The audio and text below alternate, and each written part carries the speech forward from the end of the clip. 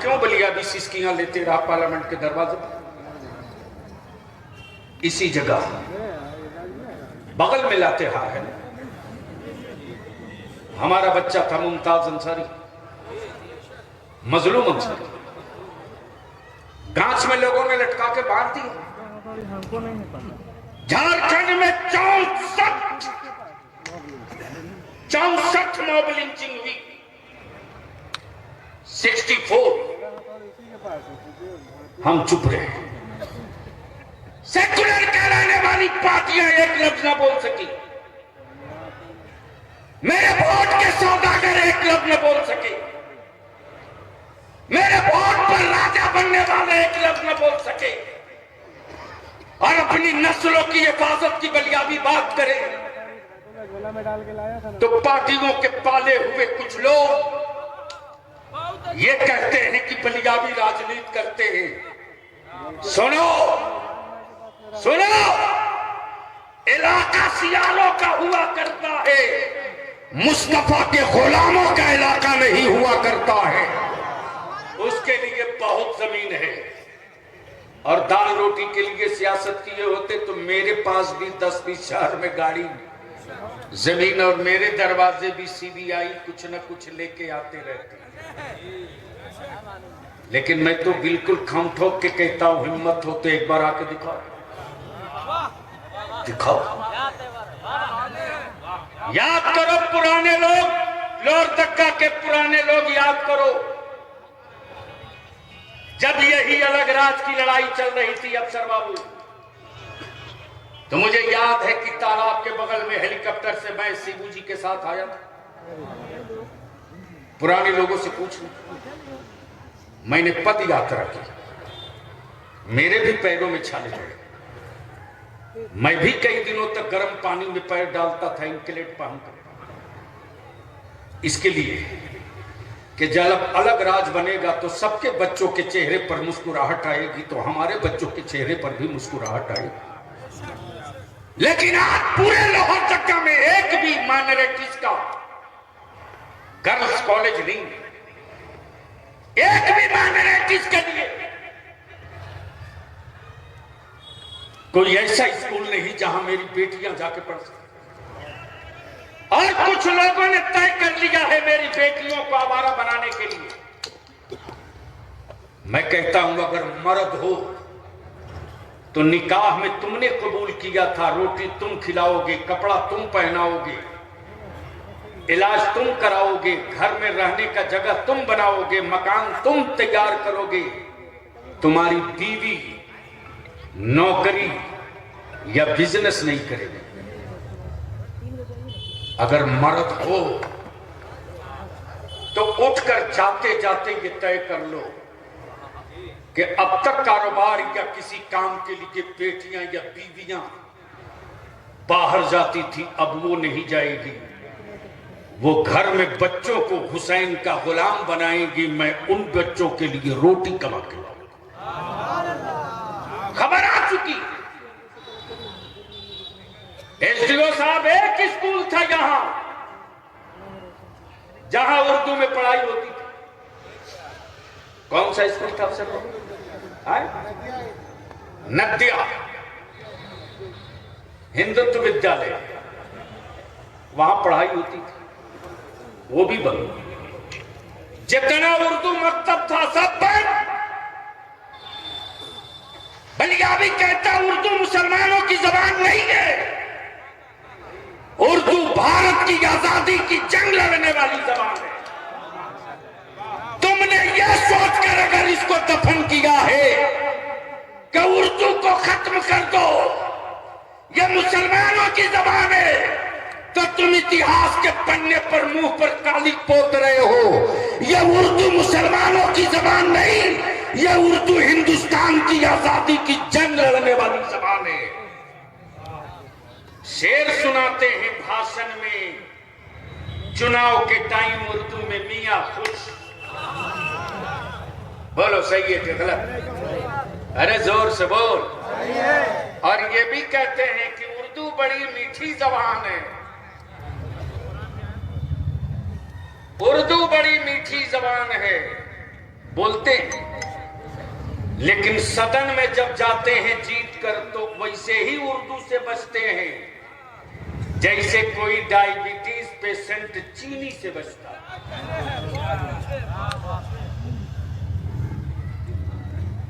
अब मैं आपसे पूछूं, ईमान से और ईमानदारी से जो रोड पर खड़े हो मेरे अजीज, मैं जानता हूं कि तुम बलियाबी से बहुत मोहब्बत करते हो, हमारे एक एक आलिम से तुम बहुत मोहब्बत करते हो। इसी मध्य प्रदेश में दिलकश है, इसी मध्य प्रदेश में 8 महीना पहले एक दलित, एक आदिवासी भाई के बच्चे के मुंह पर किसी भारत के अमन दुश्मन व्यक्ति ने पेशाब कर दिया। बोलो किया था कि नहीं? जोर से बोलो किया था कि नहीं? तो उसके खिलाफ पूरा भारत का हर व्यक्ति खड़ा हो गया था कि नहीं? अरे बोलो ना। हर इलाके से संगठन विरोध में सड़क पर हर सेकुलर पार्टी का नेता चीख कर बोलने लगा गलत हो रहा। लेकिन मैं पूछता हूं, अगर चेहरा दोगला नहीं है, अगर चरित्र दोगला नहीं है, अगर मानसिकता बिकी नहीं है, अगर सत्ता के लिए खून का सौदा नहीं किया है, तो बलियाबी जवाब मांगता है सेकुलर कहलाने वालों से, कहलाने वालों से। 64 बच्चों की झारखंड में मोब लिंचिंग हुई, कोई एक सेकुलर पार्टी का नेता खड़ा हुआ? अरे बोलो ना, जोर से बोल, कोई खड़ा हुआ? क्या नहीं खड़ा हुआ? इसलिए कि उसे मालूम है कि मुसलमान तो विकलांग हो चुका है, ये क्या बिगाड़ लेगा, ये तो मजबूर है मेरे दरवाजे पर बंधुआ जानवर की तरह पड़ा रहेगा। लेकिन इदारे शरिया की तहरीक बेदारी जो निकला है झंडा लेकर, ये उलमा की जो फौज निकल पड़ी है, वो ये बताने के लिए कि उम्मते रसूल के बच्चों को बंधुआ मत समझना। जब हम कुफ्र की गिरहें खोल सकते हैं तो अपने मुस्तकबिल की राहें भी पैदा कर सकते हैं, अपने मुस्तकबिल के रास्ते भी बना सकते हैं।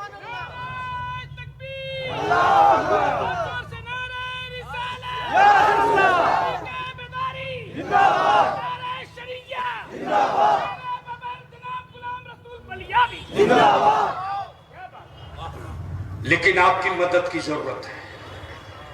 ये जितने नौजवान खड़े हो, तुम खड़े हो जाओ तो बड़ी बड़ी हुकूमतों को 24 घंटे के अंदर सिलेंडर करवाया जा सकता।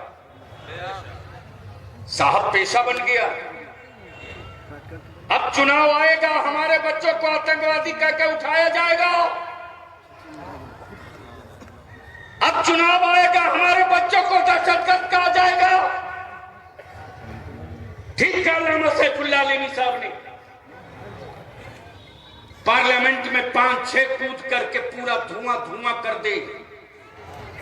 एक टीवी चैनल ने उस पर डिबेट नहीं कराया, लेकिन गलती से कूदने वालों में कोई लफ्ज़ अहमद या मोहम्मद लगा होता, या जाने वालों के पास का डॉक्यूमेंट अगर कोई मुसलमान एमपी किया होता, तो अब तक ना जाने कहां कहां से तार जोड़ दिया गया होता। इसलिए मैं आपसे 2 टूक कहने के लिए आया हूं। खड़ा बता दो मुझको, जख्म तेरी औलादों को लग रहा है, दवा दूसरा क्यों देगा? घायल तेरे बेटे हो रहे हैं, दवा दूसरा क्यों लाएगा? इसलिए अपने बेटों के जख्मों का मरहम तुझे खुद बनाना होगा, तुझे खुद तैयार करनी होगी। मुझे याद आता हज़रत मुफ्ती साहब इसी मध्य प्रदेश में हमारे 8 बच्चों को ले जाकर पहाड़ पर इनकाउंटर किया गया। 8 बच्चों। उस वक्त बलियाबी एमपी था। जब मालूम हुआ कि 8 बच्चों का इनकाउंटर हुआ है, और ये कह करके कि वो जेल से भाग रहे थे ताला तोड़ के, और यह भी कि लकड़ी की चाबी से ताला तोड़ रहे। मैं गया था, होश में आ मुसलमान, तू कहां है अभी रे? जब मैं जेल के अंदर गया हूं, दरवाजे पर तुझे से लगता था बलिया भी कोई आतंकी, इतनी सिक्योरिटी और फोर्स डाल दी गई। जब मैं बच्चों से मिलकर लौट रहा था तो मैंने जेल सुपरिटेंडेंट से कहा, वो जरा चाबी दिखाएंगे लकड़ी वाली जो सीज किए हैं, जिससे बच्चे हमारे ताला खोल रहे थे। दिखा दीजिए। मेरे अजीज, जैसे ही जेल के दरवाजे से बाहर निकला हूं, कौमी इत्तेहाद मोर्चा के कुछ बच्चे थे। उसमें से एक बच्चे ने कहा कि बगल में एक औरत खड़ी है, गोद में बच्चा लिए हुए, वो आपसे मिलना चाहती है। मैं करीब गया, मैंने कहा बोलो क्या बात है? मेरी कौम की वो बेटी आज भी बलियावी अपने को रोक नहीं पाता। उसकी गोद में 3 माह का बच्चा है।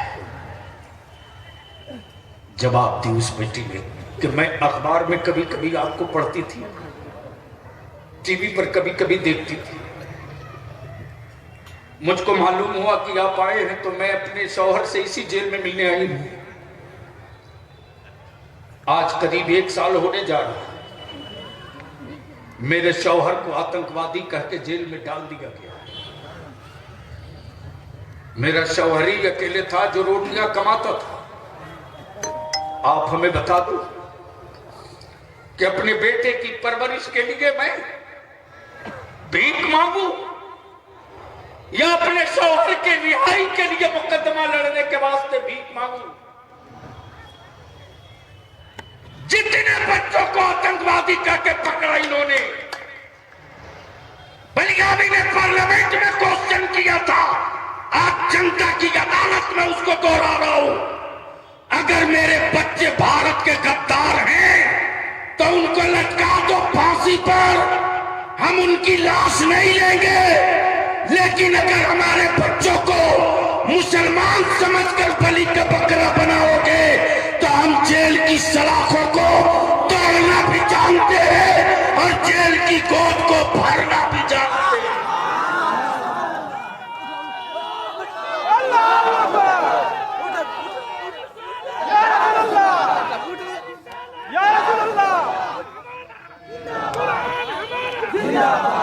बना दो फास्ट ट्रैक कोर्ट, बनाओ फास्ट ट्रैक कोर्ट, बनाओ फास्ट ट्रैक कोर्ट। डिसाइड कर दो 1 हफ्ते के अंदर, 1 हफ्ते के अंदर तय कर दो। सारी जांच एजेंसियां तुम्हारे पास से कर दो। ईडी तेरे पास, एनआई तेरे पास, सीबीआई तेरे पास, सीआईडी तेरे पास। हुकूमत चाह जाए कोई पत्ता हिल जाए? मुमकिन नहीं, मुमकिन नहीं। अगर सड़क के कुंडों को कानून की रस्सी लगा दी गई होती तो भारत में किसी धर्म, किसी मजहब की बेटियों की आबरू नहीं उठती। तब इदारे शरिया ने तय किया 2 कानून, एक कानून नबी की इज्जत के लिए और दूसरा कानून, अब तो ट्रेनों में चलना मुश्किल हो रहा। देखा आपने, अहमदाबाद से मुंबई जाते ट्रेन में वर्दी पहना हुआ, कपड़े तो सब पहनते हैं यार, कपड़े सब पहनते हैं, लेकिन अशोक स्तंभ का शेर वाला मेरा जवान अगर वर्दी के साथ चौराहे पर एक खड़ा है तो जिस बाइक वाले के पास पेपर और कागज नहीं है रास्ता बदल लेता है। क्यों? आदमी का डर नहीं है, वर्दी का डर है। आदमी का डर नहीं, वर्दी का डर है। तो जब एक वर्दी गुंडों का रास्ता बदल सकती है, जब एक वर्दी गुंडों का रास्ता बदल सकती है, इसी रांची में क्या नहीं हुआ? मेरे नबी की इज्जत और नामूस के लिए बच्चे निकले थे। माफ करेंगे एसपी साहब, हाथ में पत्थर नहीं था, हाथ में डंडा और लोहा नहीं था। और मैं आज भी कहता हूं इंक्वायरी करा दो अदालत से, आज भी कहता हूं इंक्वायरी करा दो अदालत से, दूध का दूध पानी का पानी हो जाएगा। उल्टे 4000 हमारे बच्चों पर एफआईआर हुआ। तब मैंने मौलाना कुतुबुद्दीन से कहा अपने छोटे भाई से जाकर बात करो हुकूमत से, कितनी गिरफ्तारियां लेने के बाद हुकूमत का कलेजा ठंडा होगा। मैं आता हूं रांची में, कितनी गिरफ्तारियां लेकर बता लो। मस्जिदों से जब मेरा इमाम निकल चुकेगा तो जेलों की साइज छोटी हो जाएगी, नबी की इज्जत बचाने वाले बच्चे निकले थे। पुलिस वाले बुलाए और बुला करके बोले तुम जाओ। हमारे बच्चे जब आने लगे तो 2147 से मार गए। 2147 एक एमएलए की आवाज नहीं निकली, एक एमएलए नहीं बोला। उस दिन से बलियाबी के दिमाग पर जुनून सवार है, जुनून सवार है, जुनून सवार है। जिंदगी का मकसद हमने तय कर लिया है। अगर कोई सत्ता के लिए, अपने परिवार के राजपाट के लिए जी सकता है तो बलियाबी भी अपने नबी के नामोस और अपने बच्चों के मुस्तकबिल के लिए फांसियों की रस्सियां चूक। तब तय किया कि 2 कानून बने, एक नबी के नामूस का और एक दूसरा। जिस तरह दलित भाई, आदिवासी भाई के बच्चों के बीच में विश्वास पैदा करने के लिए दलित एक्ट बना है। अफसर साहब है किसी बहादुर की हिम्मत जो किसी दलित भाई की जमीन पर कब्जा कर ले, गाली दे दे, उसकी जात का नाम लेकर बुरा भला कह दे। एसपी साहब नॉन अवेलेबल दफात लगाकर उस कानून के तहत बोलेंगे पहले इसको 90 दिन अंदर डालो, बाद में सोचा जाएगा। बोलो सही है कि गलत? जोर से बोल, सही है कि गलत? लेकिन आज तेरे बेटों को, तेरी औलादों को जंगली घास से ज्यादा हैसियत नहीं है, इसलिए कि तुमने 500, 800, 1000 रुपये में 5 साल बेच दिया। जो कौम 5 साल बेच दे, वो कौम, उस कौम के लोग अगर हॉस्पिटल, कॉलेज, अस्पताल, यूनिवर्सिटी की बात सोचे तो पागल कहलाएंगे। देख किसको कहते हैं यूनिटी। इसी गाजीपुर बॉर्डर पर किसानों का आंदोलन था। दिल्ली हुकूमत ने पानी बंद कर दिया, पानी नहीं दो, लेकिन धरना पर बैठे हुए मिशन वाले लोग थे। ऐलान किया कि मेरे लोगों, मैं प्यासा हूं, दिल्ली वालों ने पानी बंद कर दिया, पानी पिलाओ। अखबार के लिए खबर हो सकती है, किसी के लिए ये शब्द हो सकते हैं, बलियाबी के लिए ये खबर नहीं थी। बलियाबी के लिए ये मिशन का हिस्सा था। दुनिया ने देखा कि बुलंदशहर, अलीगढ़, हापुड़, मेरठ, इंटायर हरियाणा के हर घर के बच्चे, बूढ़े मटका में पानी लेकर दिल्ली की तरफ चल पड़े। सिर्फ इतना ही तो कहा था, मैं प्यासा हूं, पानी लेकर आओ। बलियाबी पूछता है कि अगर तेरा बलियाबी और इदारे शरीया आवाज दे कि नबी के नामूस और मुसलमानों के लिए सेफ्टी एक्ट बनाने के लिए मैं रांची में उतर रहा हूं, आओ, तो बोलो आओगे कि नहीं आओगे? जोर से हाथ उड़ा के बोल, आएगा कि नहीं आएगा? जोर से बोलो, आओगे कि नहीं आओगे? तो ये 2 कानून बनना चाहिए कि नहीं बनना चाहिए? 2 कानून बनना चाहिए कि नहीं बनना चाहिए? तीसरी बात, हम लोगों के बाप दादा कपड़ा बिन करके देश की भी सेवा करते थे। ताना बाना, ढरकी, रेजा, क्योंकि मैं खुद भी कपड़ा बिन चुका हूं तो मैं जानता हूं। मेरे अजीज, उसको भी बंद कर दिया।